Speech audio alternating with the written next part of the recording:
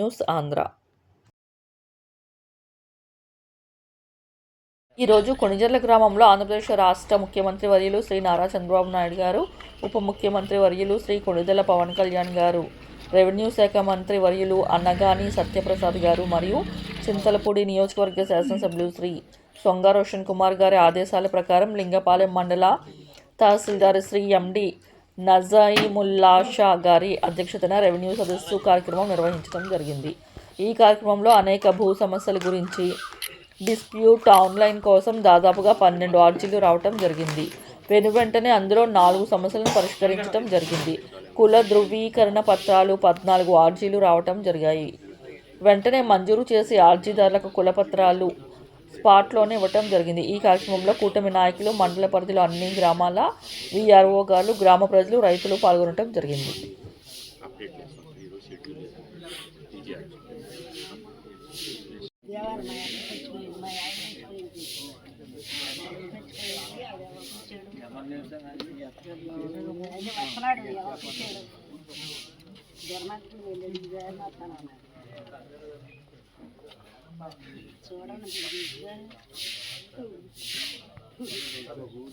చేసి సాధ్యమైన తొందరగా పనిచేస్తామండి, ఎటువంటి ఇబ్బంది లేదు.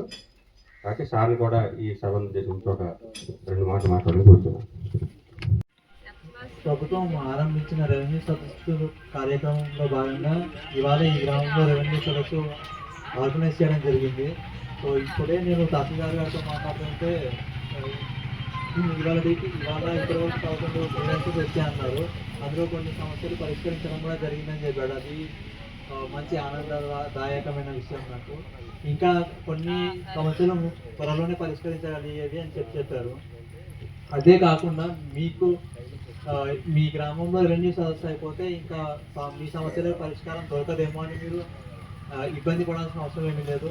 మా తహసీల్దార్ ఆఫీస్ కానీ నా సబ్ కలెక్టర్ ఆఫీస్ కానీ ఎప్పుడైనా ఆశ్రయించవచ్చు. మీరు మీ సమస్య చెప్పుకుంటే కనుక ఖచ్చితంగా ఎంత త్వరగా వీలైతే అంత త్వరగా పరిష్కరించడానికి ఎప్పుడు ప్రయత్నిస్తూనే ఉంటాం.